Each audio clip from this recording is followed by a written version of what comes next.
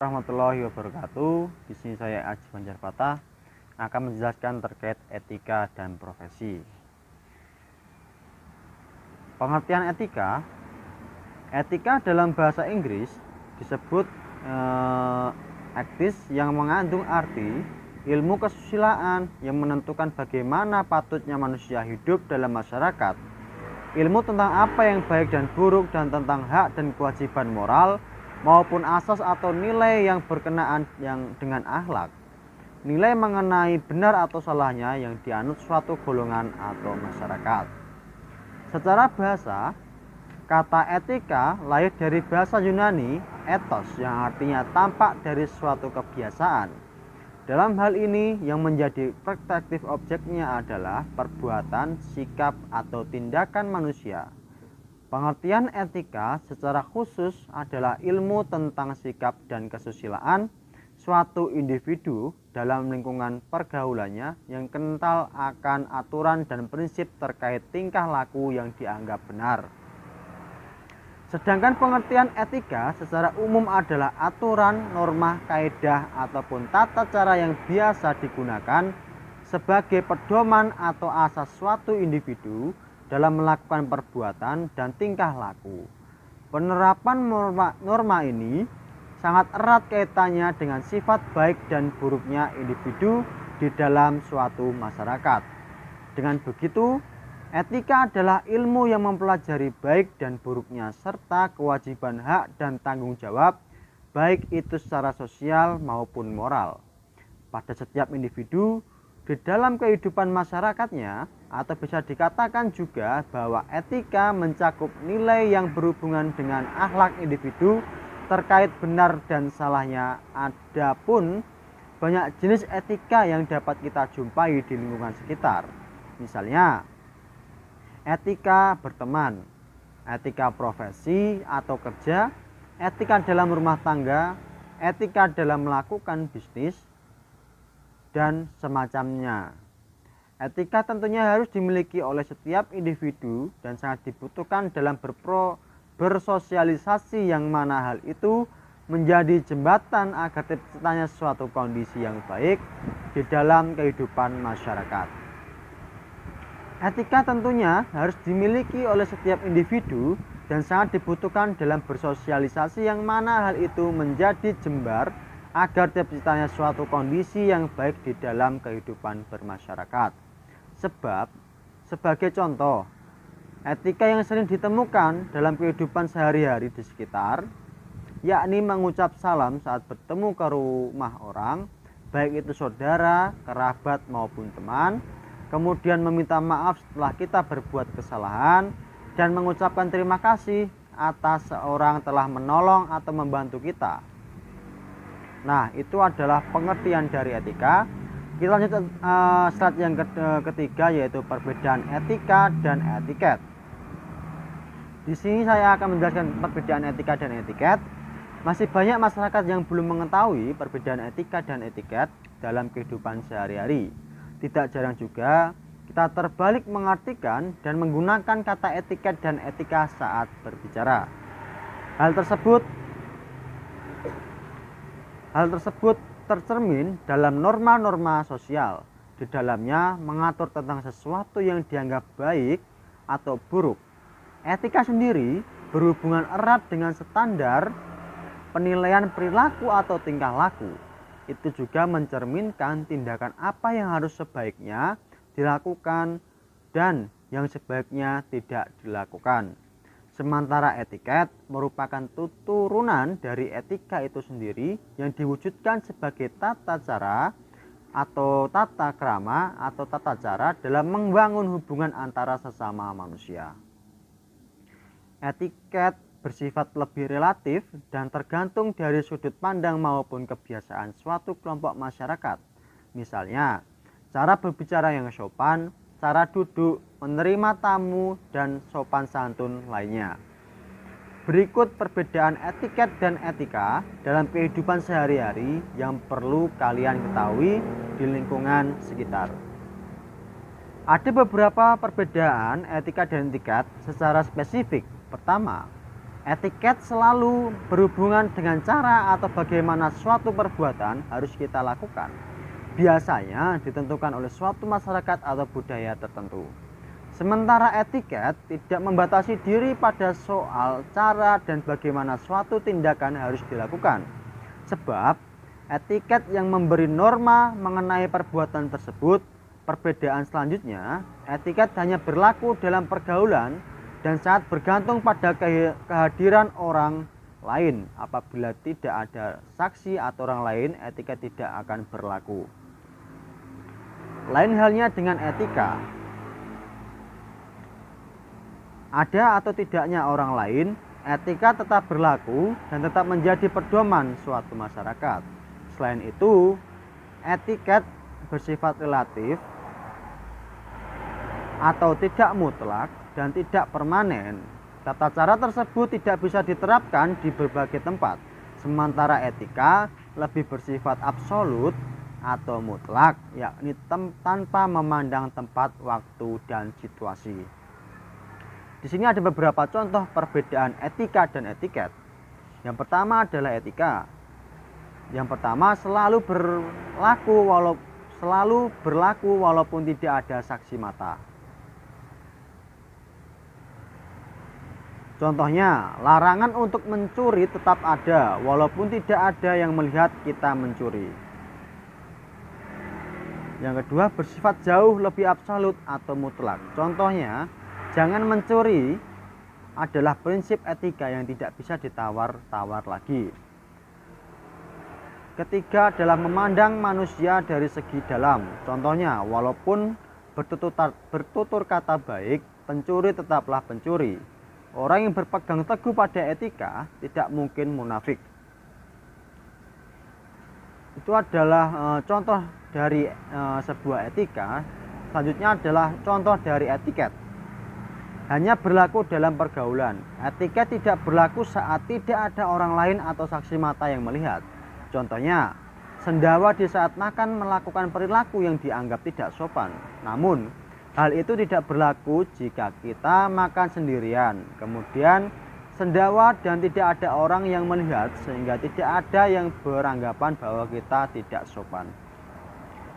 Selanjutnya adalah bersifat relatif. Etiket yang dianggap tidak sopan dalam suatu kehidupannya bisa saja dianggap sopan dalam kebudayaan lain.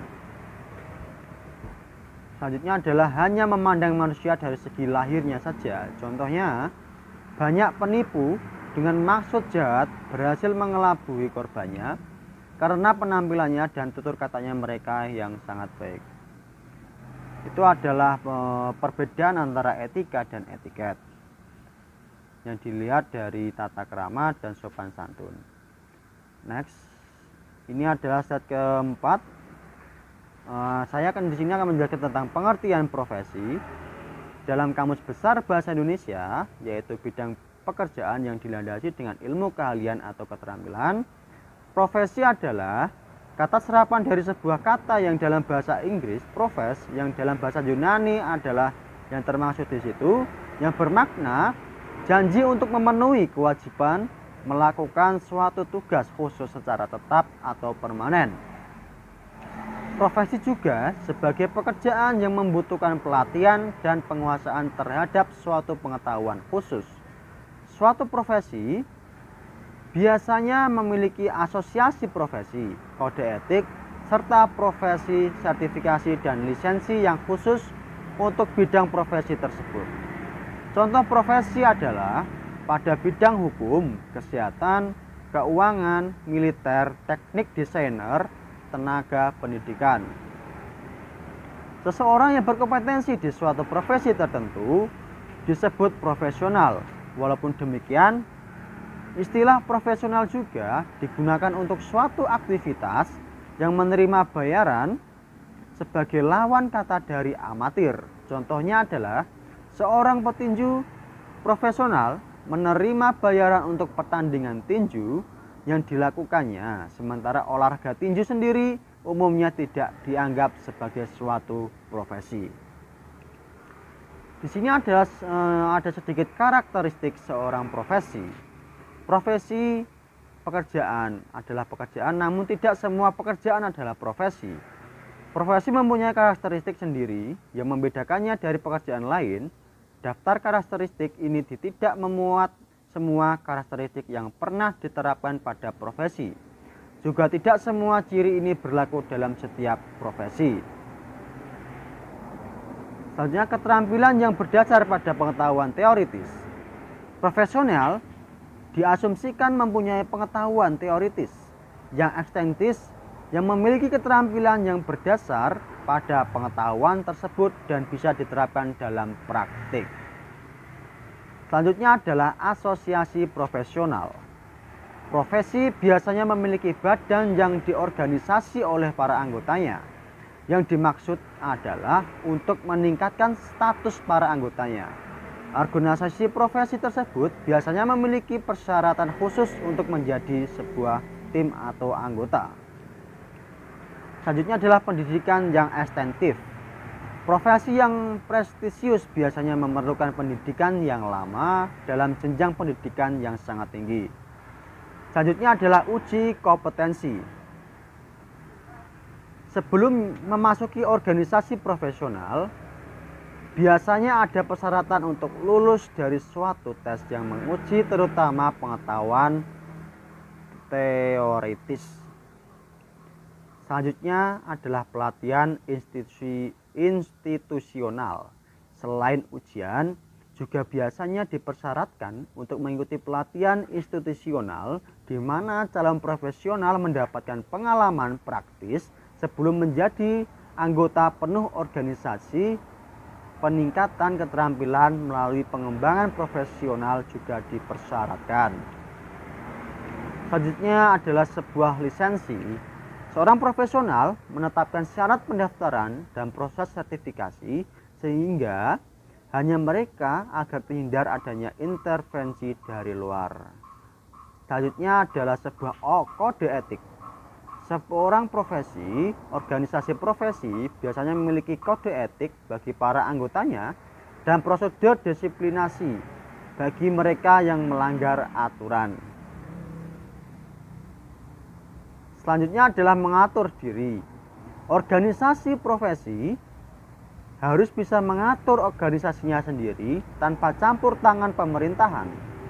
Profesional diatur oleh mereka yang lebih senior, praktisi yang dihormati, atau mereka yang berkualifikasi paling tinggi. Selanjutnya adalah layanan publik dan altruisme. Diperolehnya penghasilan dari kerja profesionalnya dapat dipertahankan selama berkaitan dengan kebutuhan publik, seperti layanan dokter, kontribusi terhadap kesehatan masyarakat, dan yang terakhir, status dan imbalan yang tinggi. Profesi yang paling sukses akan meraih situasi yang tinggi, status yang tinggi, prestis dan imbalan yang layak bagi para anggotanya. Hal tersebut bisa dianggap sebagai pengakuan terhadap layanan yang mereka bagi. Itu adalah pengertian dari sebuah profesi. Dan slide selanjutnya adalah apa itu etika profesi. Memahami etika itu sendiri yang baik adalah hal penting dimanapun kita berada, termasuk dalam dunia kerja, di mana ada istilah yang disebut dengan etika profesi.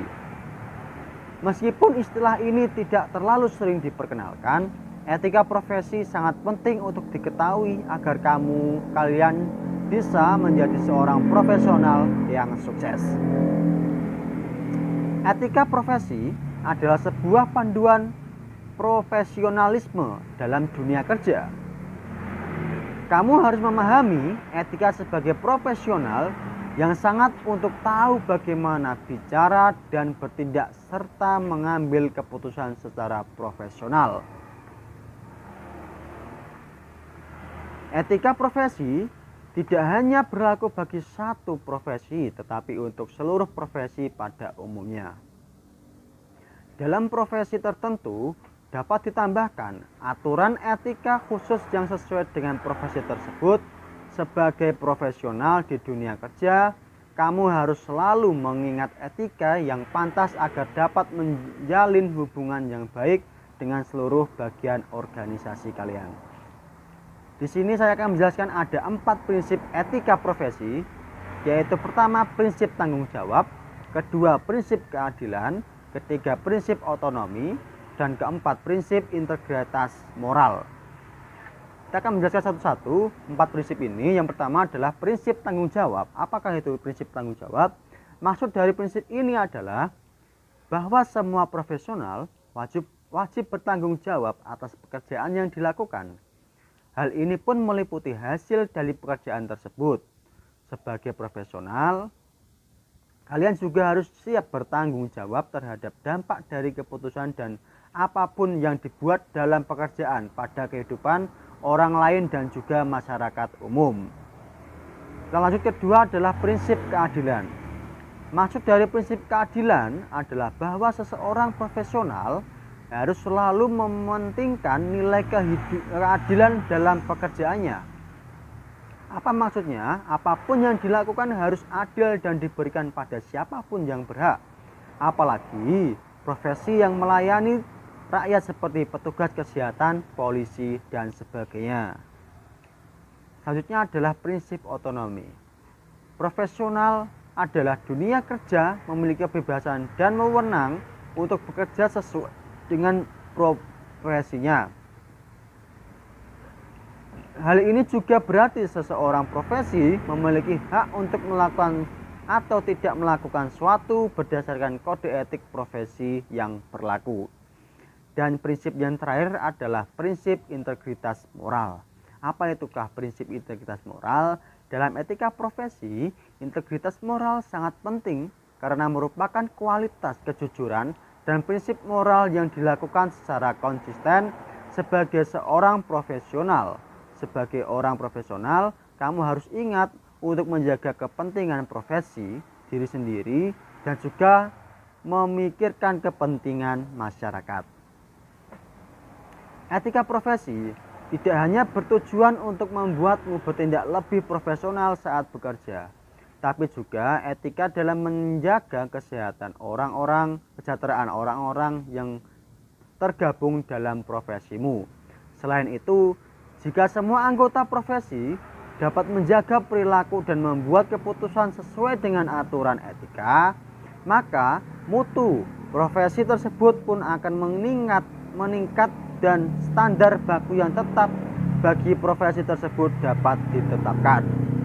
Jadi, setiap orang yang bergabung dalam sebuah profesi harus berpegang pada etika profesi dengan tujuan tidak hanya mengembangkan diri sendiri, tetapi juga mengembangkan organisasi serta semua orang yang memiliki profesi yang sama. Itu adalah pengertian dari etika profesi. Menurut C.T. Kansil, profesi yang melekat pada dan dilaksanakan oleh peraturan hukum dalam suatu negara atau satu pemerintahan. Contohnya, seorang advokat dalam memberikan bantuan hukum untuk memilih-milih atau membeda-bedakan klien, seharusnya advokat mempunyai menjadi salah satu penegak hukum dan keadilan untuk menegakkan substansi hukum tanpa membeda-bedakan klien, agama, politik, keturunan, ras, atau latar belakang sosial dan budaya pencari keadilan tersebut. Slide selanjutnya, saya di sini akan menjelaskan mengenai nilai moral profesi hukum menurut Franz Magnus Suseno. Ada 5, yaitu kejujuran, otentik, bertanggung jawab, keberanian moral, dan kemandirian moral.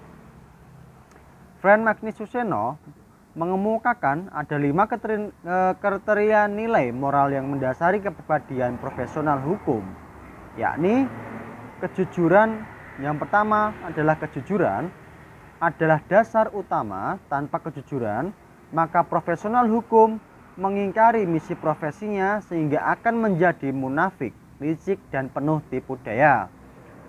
Yang kedua adalah otentik, artinya mengkhianati dan menunjukkan diri sesuai dengan keasliannya, kepribadiannya, dan yang sebenarnya.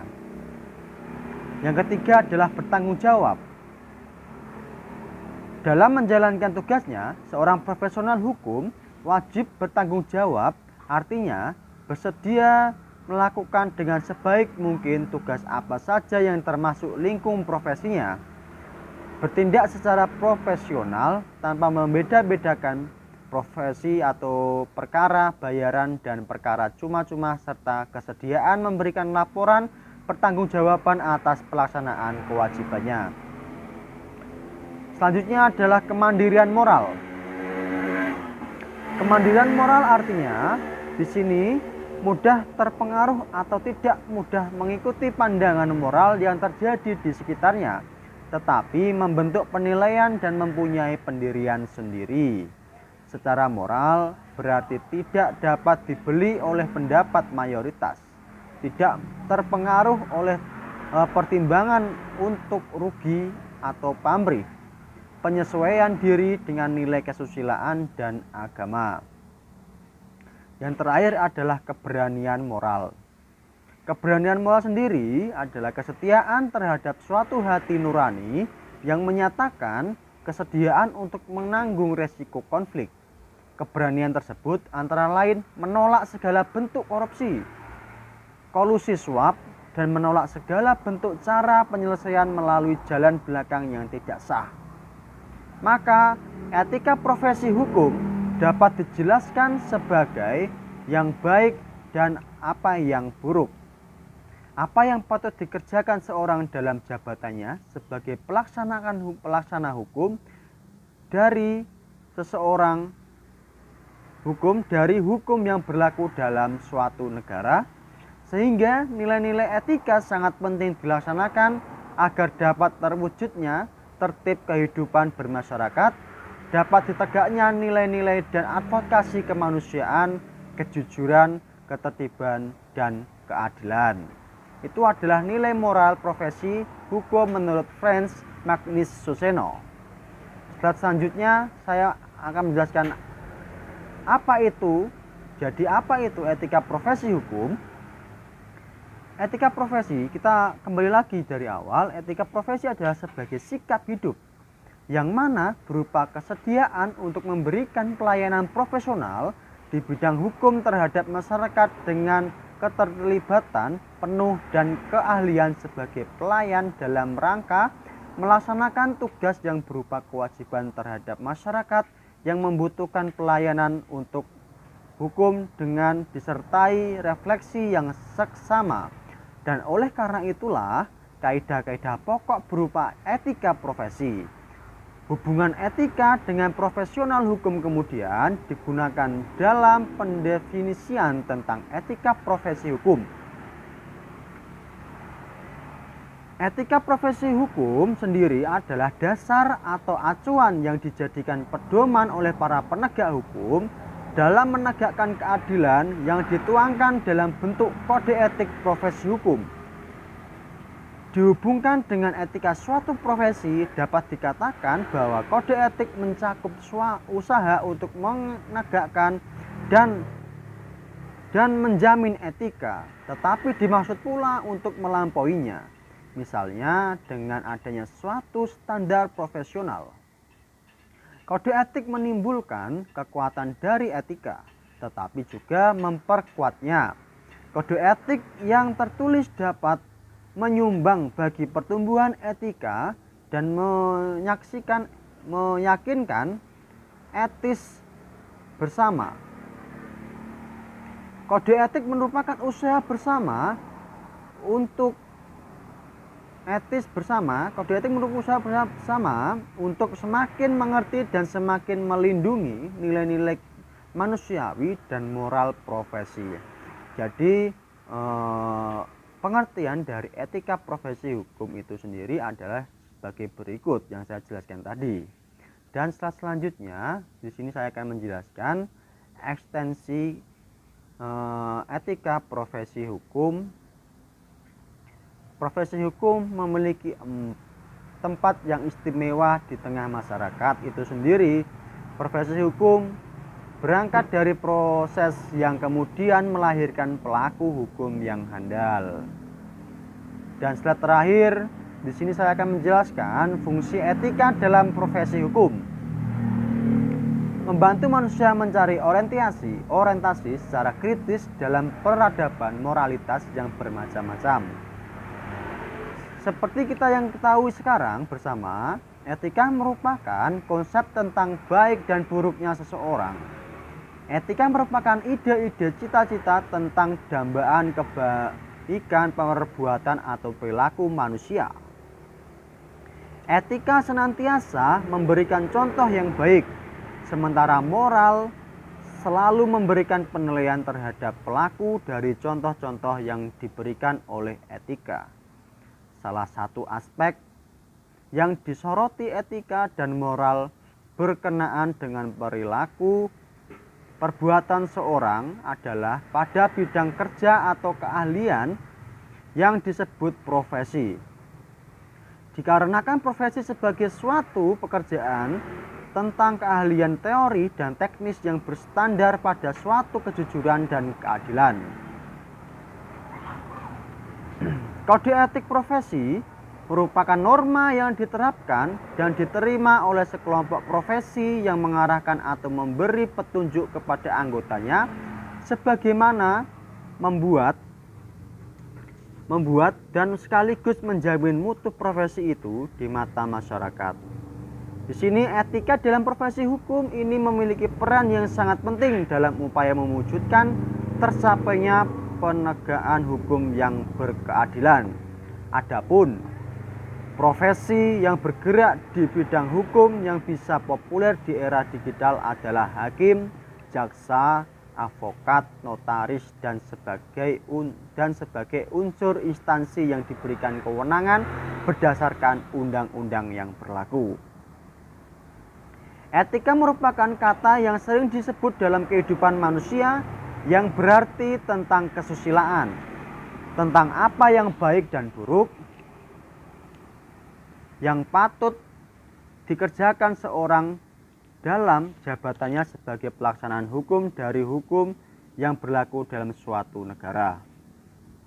Sesuai dengan keperluan hukum yang bagi masyarakat Indonesia, seluruh sektor hukum bagi masyarakat adalah kehidupan, aktivitas, pola hidup, berpolitik baik dalam lingkungan mikro maupun makro harus selalu berdasarkan nilai-nilai etika.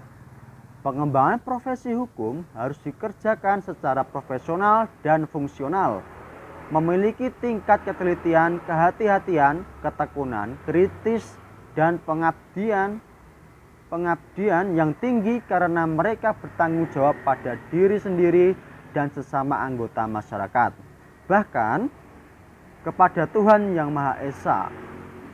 Pengembangan profesi hukum bekerja sesuai dengan kode etik profesinya. Apabila terjadi penyimpangan atau penyalahgunaan kode etik, mereka harus rela mempertanggungjawabkan akibat sesuatu dengan tuntutan kode etik. Biasanya dalam organisasi profesi ada dewan kehormatan yang akan mengoreksi pelanggaran kode etik. Dan terakhir, hubungan etika dengan profesi, khususnya profesi hukum, bahwa etika profesi adalah sebagai sikap hidup berupa kesediaan untuk memberikan pelayanan profesional di bidang hukum terhadap masyarakat dengan ketertiban penuh dan sebagai keahlian pelayanan dalam rangka melaksanakan tugas dengan merupakan kewajiban terhadap masyarakat yang membutuhkan pelayanan hukum dengan disertai refleksi bersama. Demikian adalah penjelasan saya mengenai etika dan profesi yang ada di Indonesia atau di negara. Demikian penjelasan saya. Mohon maaf jika ada salah kata dan tutur kata saya. Saya Haji Panjat Fatah. Terima kasih sebesar-besarnya. Saya akhiri. Assalamualaikum warahmatullahi wabarakatuh.